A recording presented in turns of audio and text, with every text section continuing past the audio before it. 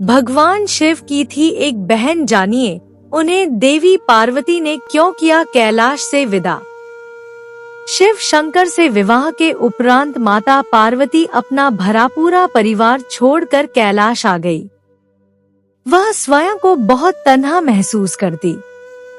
उन्हें माता पिता का दुलार, सखी सहेलियों का साथ बहुत याद आता। एक दिन उनके मन में ख्याल आया, काश शिव शंकर की कोई बहन होती जिसके साथ उनका दिल लगा रहता। वह उनसे दिल की बातें करती, कुछ अपनी कहती, कुछ उनकी सुनती, मगर ऐसा संभव न था क्योंकि भगवान शिव तो अजन्मे थे, तो उनकी बहन कैसे हो सकती थी। माता पार्वती ने अपने दिल की बात दिल में ही रखी। शिव शंकर तो अंतर्यामी हैं, उनसे किसी के दिल की बात छुपी नहीं रह सकती। शिव शंकर स्त्री स्वभाव से भी भली प्रकार से वाकिफ थे। उन्होंने पार्वती से पूछा, कोई समस्या है देवी तो मुझे बताओ। माता पार्वती समझ गई कि शिव शंकर ने उनके दिल की बात जान ली है। वह बोली, अगर आप मेरे मन की बात जान ही गए हैं तो भी आप मेरी इच्छा पूर्ण नहीं कर सकते। शिव शंकर मुस्कुराए और बोले, मैं तुम्हें ननद तो लाकर दे दूं, लेकिन क्या आप उसके साथ निभा पाएंगी। माता पार्वती ने कहा, मैं क्यों न निभा पाऊंगी उसके साथ, वह तो मेरे सुख दुख की साथी होगी। मेरी बहनों के समान ही मैं उससे प्रेम करूंगी। शिव शंकर बोले, अगर आपकी यह ही इच्छा है तो मैं अपनी माया से आपको एक ननद ला देता हूँ।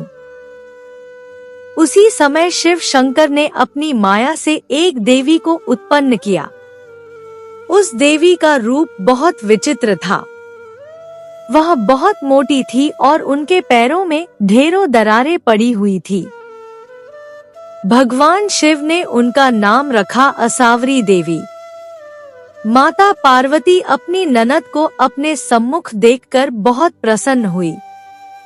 उनकी खुशी का कोई ठिकाना ही न रहा।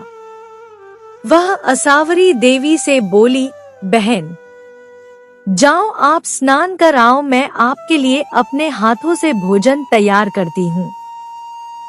असावरी देवी स्नान करके वापस आई तो माता पार्वती ने उन्हें भोजन परोसा। असावरी देवी ने जब भोजन करना आरंभ किया तो माता पार्वती के भंडार में जो कुछ भी था सब खाली कर दिया। महादेव और अन्य कैलाश वासियों के लिए कुछ भी शेष न रहा। ननद के ऐसे व्यवहार से माता पार्वती के मन को बहुत ठेस लगी, मगर वह कुछ बोली नहीं। असावरी देवी को पहनने के लिए माता पार्वती ने नए वस्त्र भेंट किए, मगर वह इतनी मोटी थी कि उन्हें वस्त्र छोटे पड़ गए। माता पार्वती उनके लिए दूसरे वस्त्र लेने गई तो ननद का मन हुआ क्यों न भाभी के साथ हंसी ठिठोली की जाए। उसने अपनी भाभी को अपने पैरों की दरारों में छुपा लिया। पार्वती जी के लिए दरारों में सांस लेना भी मुश्किल हो गया। उसी समय उधर से शिव शंकर आ गए और असावरी देवी से बोले, आपको मालूम है पार्वती कहाँ है। असावरी देवी ने शरारत भरे लहजे में कहा, मुझे क्या मालूम कहाँ है भाभी। शिव शंकर समझ गए असावरी देवी कोई शरारत कर रही है। उन्होंने कहा, सत्य बोलो, मैं जानता हूँ तुम झूठ बोल रही हो। असावरी देवी जोर जोर से हंसने लगी और जोर से अपना पाँव जमीन पर पटक दिया।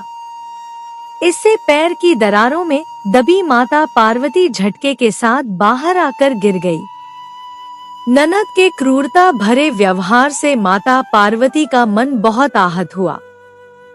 वह गुस्से में शिव शंकर से बोली, आपकी विशेष कृपा होगी अगर आप अपनी बहन को ससुराल भेज दें। मुझसे गलती हो गई जो मैंने ननद की इच्छा की। शिव शंकर ने असावरी देवी को कैलाश से विदा कर दिया। प्राचीन काल से आरंभ हुआ ननद और भाभी के बीच नोकझोंक का सिलसिला आज तक चल रहा है। उम्मीद करती हूँ यह कहानी आप लोगों को अच्छी लगी होगी। अच्छी लगी तो लाइक करें, अपने दोस्तों के साथ शेयर करें, मेरे चैनल को सब्सक्राइब करें, कमेंट करना ना भूले। वीडियो देखने के लिए बहुत बहुत धन्यवाद। मिलती हूँ एक और अच्छी कहानी के साथ।